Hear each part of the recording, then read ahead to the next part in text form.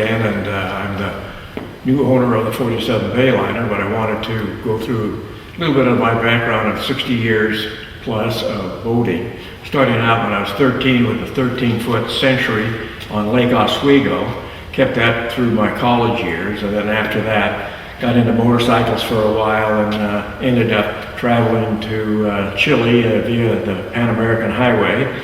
Then decided to get back into the water again, and in the process I decided to build a boat, a 24-foot cabin cruiser so I could use on Lake Oswego, and designed it, built the hull, and then came to the conclusion that it wasn't worth to put new engines in it. I could buy a newer one cheaper.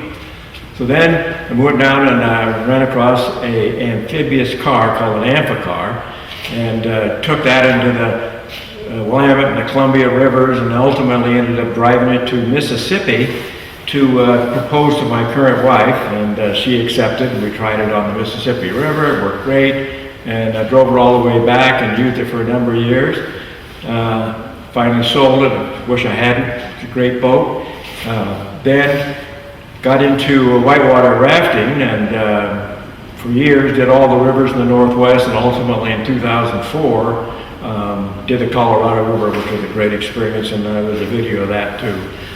Then we decided to buy a sailboat, which was a 32-foot Clipper Marine catch rig boat, center cockpit, very nice.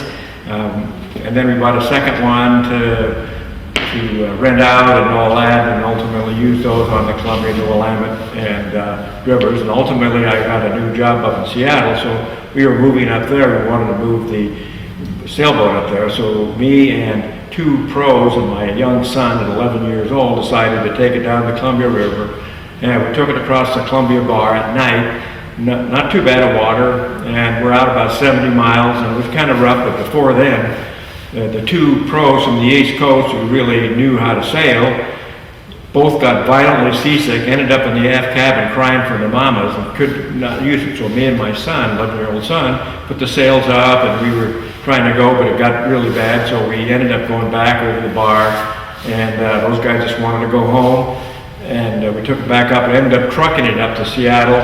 We later on then sailed it up to Friday Harbor, parked it there for a number of years, and used to fly up to it, use it as a cabin in the Friday Harbor area in the San Juan Islands, and then sailed it down around the San Juans and ended up at La Conner, and docked it there for a while, but decided to go to Powell, and then found a guy who wanted to trade straight across for a 30-foot Trojan, a wood boat built in 1967, single engine, but nice cabin and all that, and got that.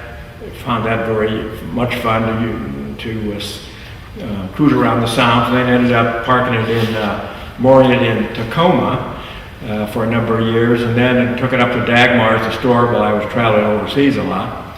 Then ultimately brought it down and put it in my hangar where this boat is now, and after a number of years not using it, some guy came by and was looking at it, and I donated it to him.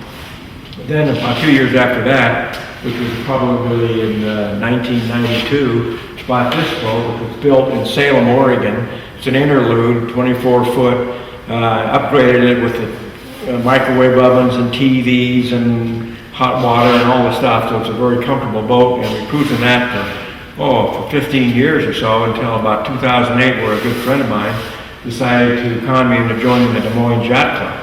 And we took that on many of their cruises, but they all had bigger boats, so we were intimidated to buy another boat. So we bought a 36-foot aft cabin carver, very nice boat, 2 staterooms, 2 heads, and very nice salon and all that, except it's a lot of climbing up and down and hard to work on the engines.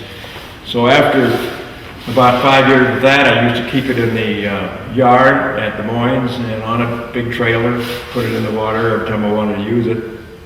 We decided to go for the 47 after looking at lots of different paddle house boats like the Navigator and the Symbol and other ones, and liked the 47 because of its access to the salon, and a couple of steps down to the staterooms, and a couple of steps up to the pilot house, and a couple of steps up to the fly bridge. So that leads us into the rest of this film about buying a 47.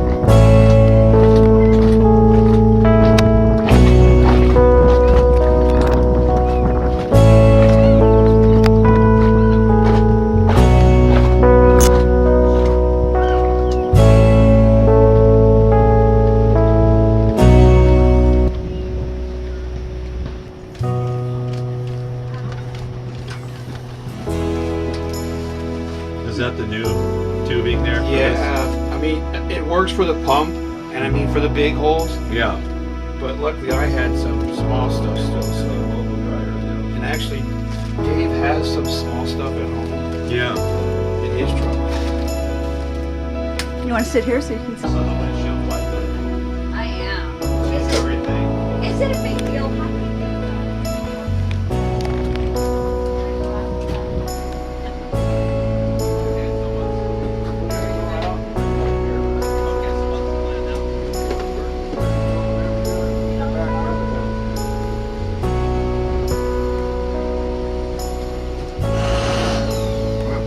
Wrong lever. Is that ball still in there?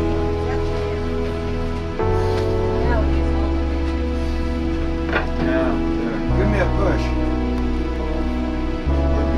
We're good. We're good.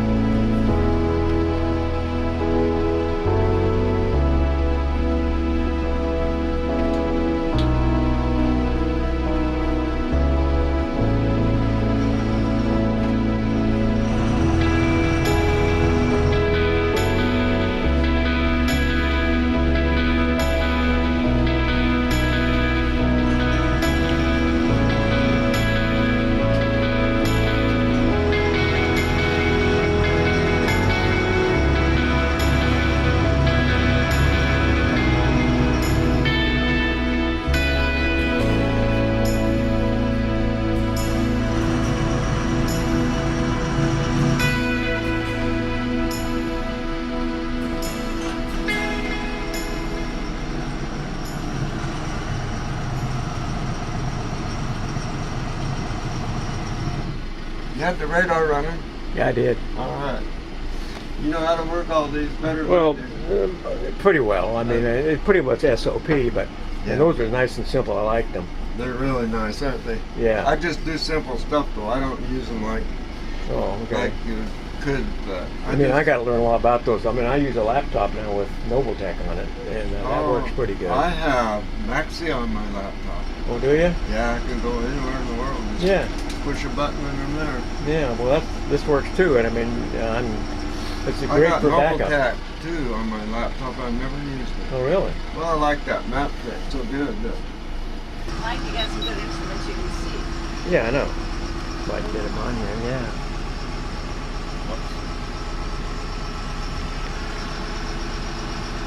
Oh, you have the cover off the. Yeah, I took off something from it.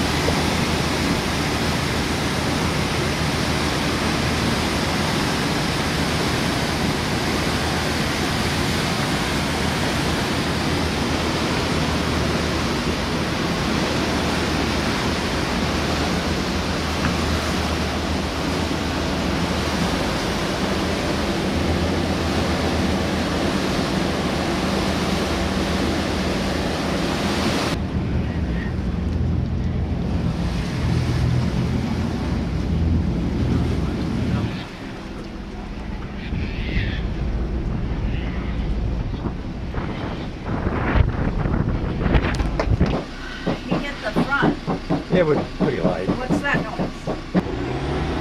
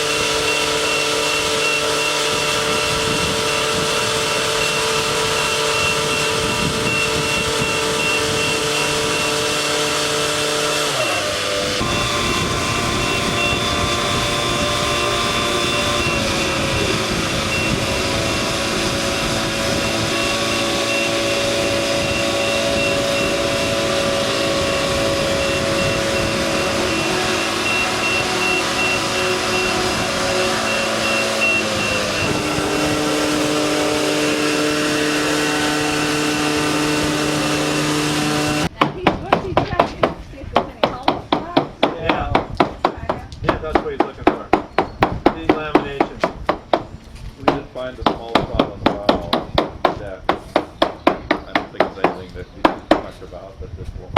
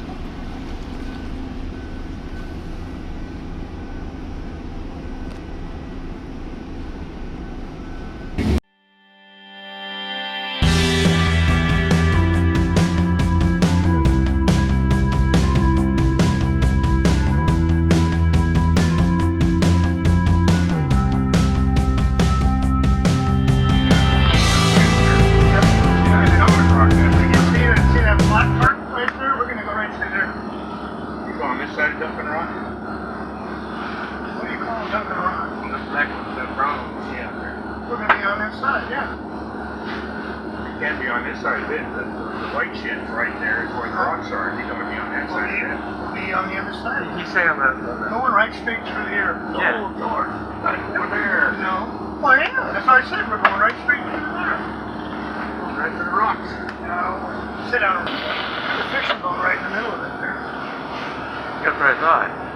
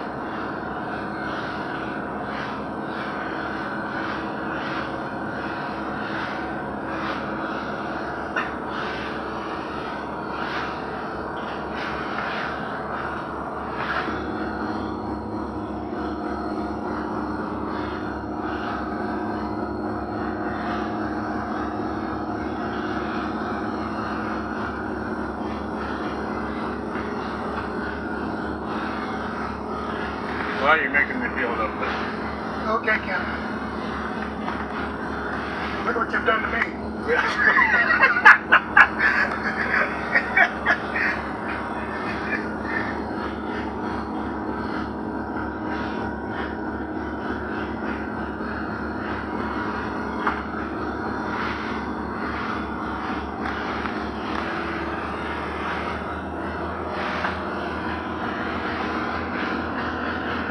There's Duncan Rock.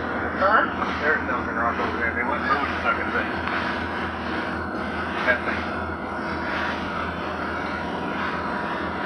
Look how nice this boat runs this water now.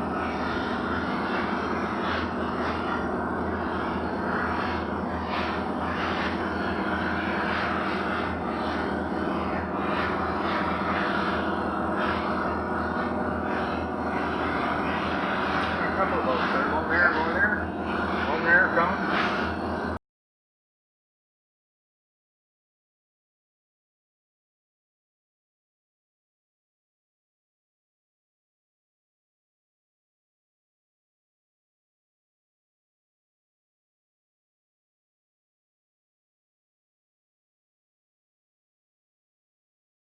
Well, I want to introduce CJ Marine, and this is Chris Kaza, and we're going to talk about an old experience that I had. I bought my 47 and cracked the hull and ended up in Westport leaking water, and called Chris up with my emergency, and what'd you do after I called you? I got on the phone, started doing some research. It was around the holidays, if I recall. And I called a few people that were able to give me some advice and some leads. Some people were more than willing, others were hard to get a hold of. Orchestrated everything, contacted a truck. We managed to, what was it, 2 weeks later? No, A week and a half? no, it was only a day or so later. It was a couple, 2 or 3 days later. Yeah, 2 or 3 days, and We orchestrated everything, and we shot down to the boat, assessed the damage, pulled it out, did what I would call just a quick band-aid patch, enough to make it, to where we got you back in the water in under 12 hours.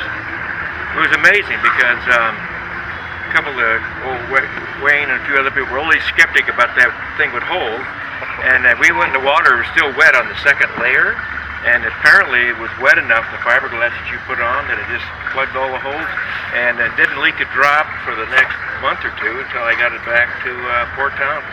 Did a super job. It just Well, you brought it from Port Townsend, and then you brought it into Tacoma, and then you brought it back into Seattle.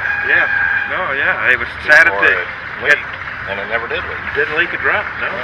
And we pulled it out and resurveyed it and found out a bunch of extra damage. It was not surveyed in the original survey.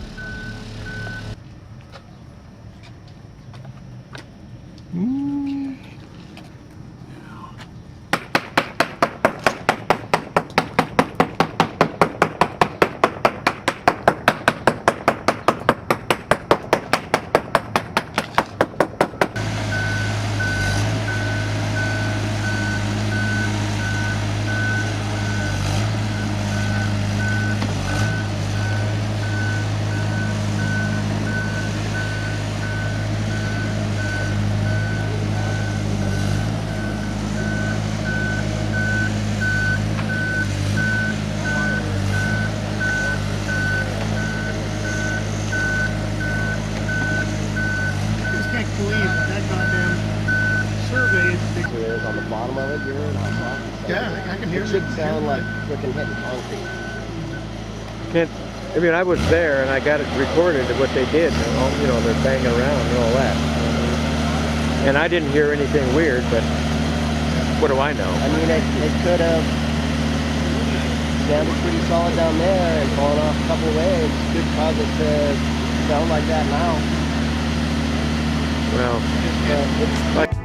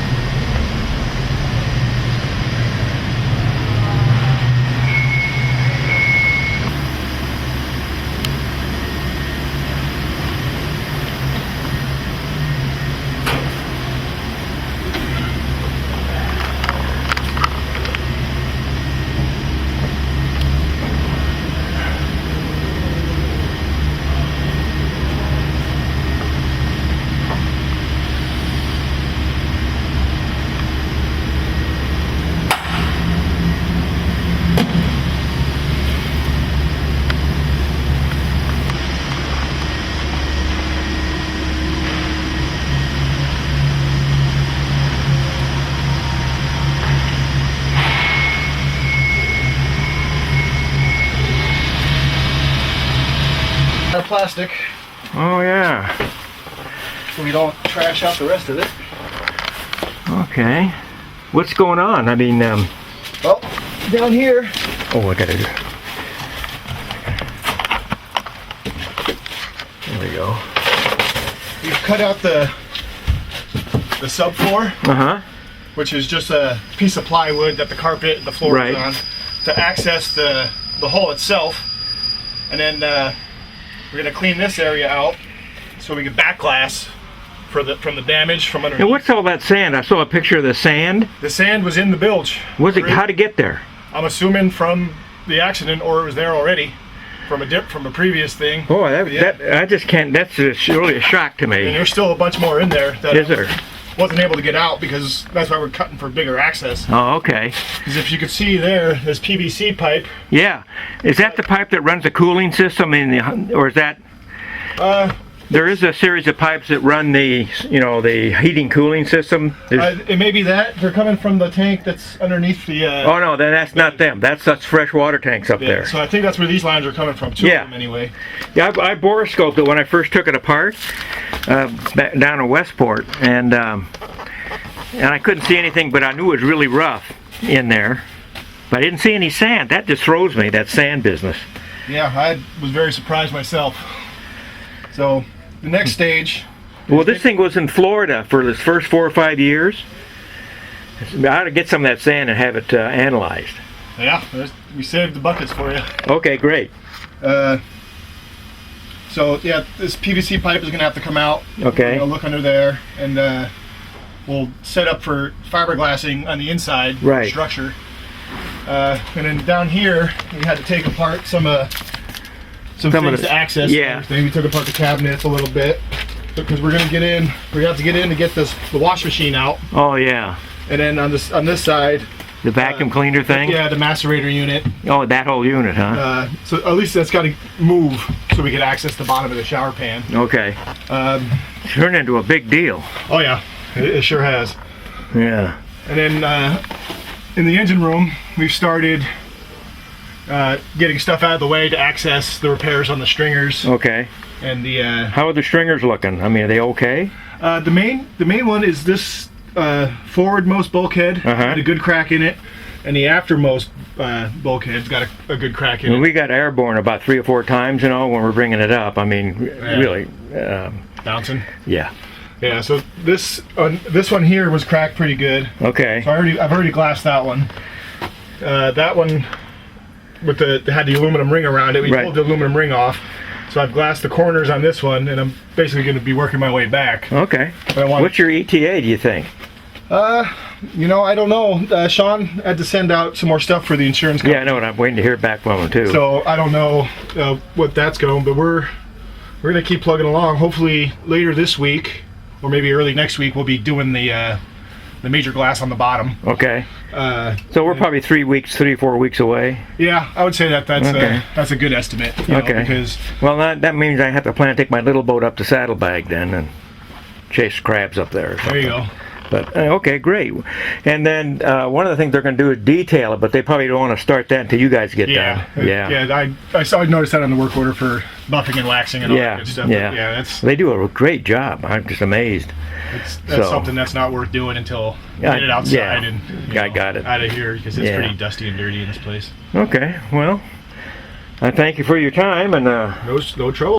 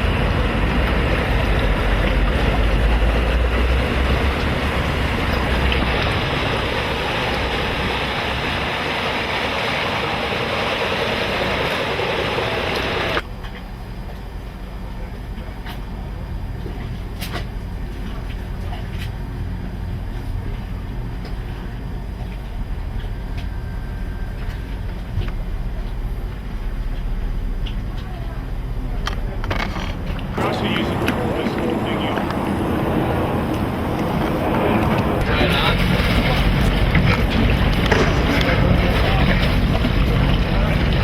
Yes, I man, go up the truck. I got a guy who can throw a line to him.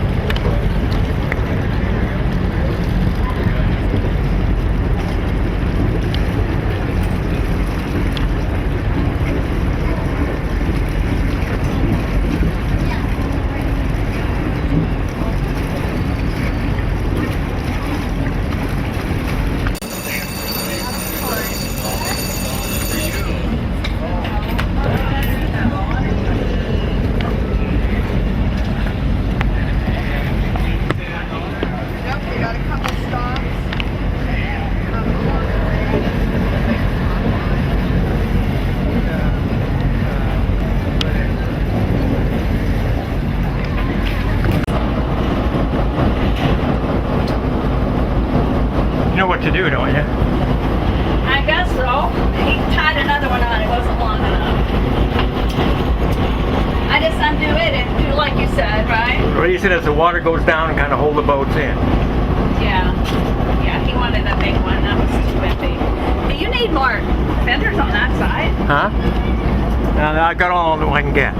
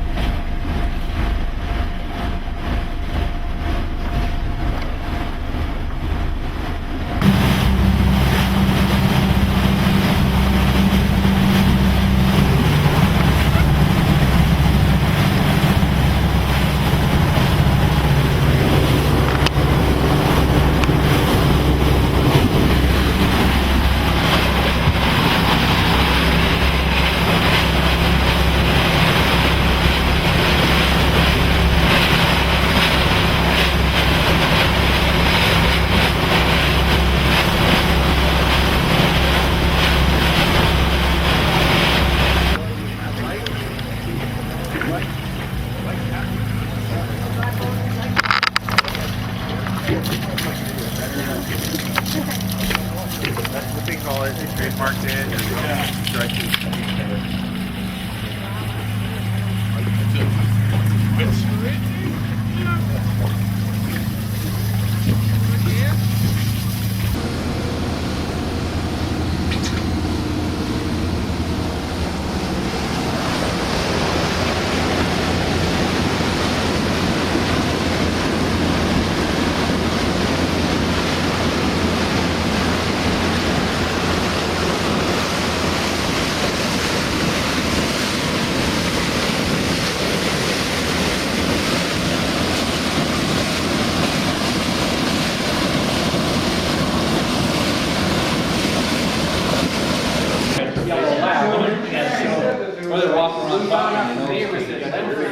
then they set them, in the waiting room, they got a 15-foot table set up to where you can hook up the internet. You know, I mean, it's just out of control.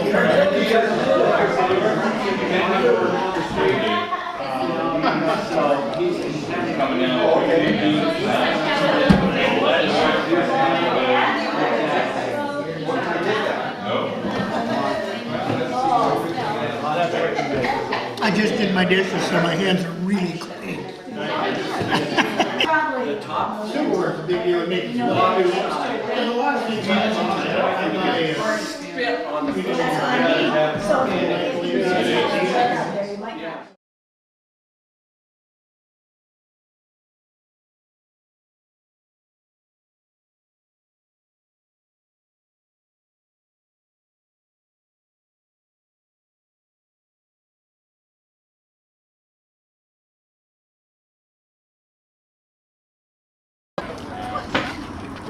Hey, Bill.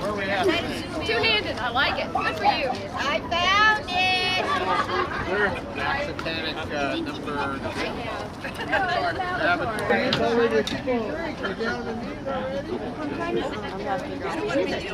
To get everybody's attention again, we're going to be christening Mavator, Mike and Charlene's boat, and Des Moines Yacht Club members, our treasurer, and our extraordinary person there that does a lot of entertainment stuff. We have crafted vessels to carry us, and we have called them by name. These ships will nurture and care for us through perilous seas, and so we affectionately call them She. To them we toast and ask to celebrate Mavator. To them we toast and celebrate Mavator. And everybody raises their glass and shouts, to sailors of old, to sailors of old, to Mavator, to Mavator, to Mike and Charlene, to Mike and Charlene. Take a sip. And George. George. Well, just place the air. What's that thing out of your eye? That works. Christen your boat later.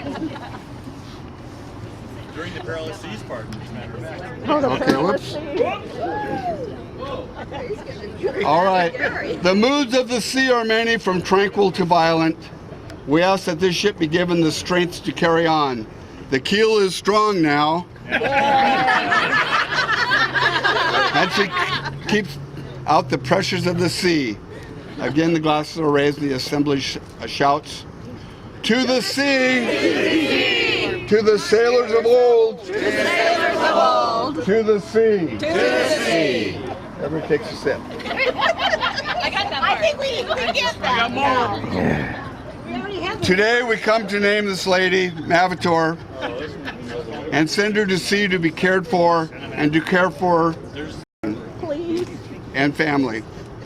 We ask the sailors of old and the mood of God that is the sea to accept Mavator as her name, to help her through her passages, to allow her return with her crew safely.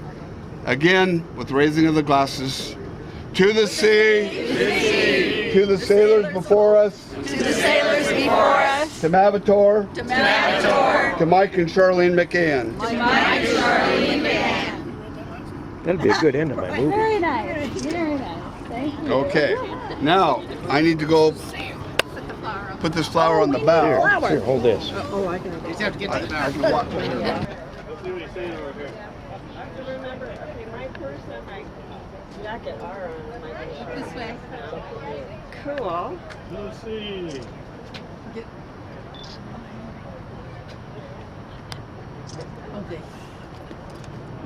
Oh, got it. I got it. I'll make it easy to clean. I didn't get that.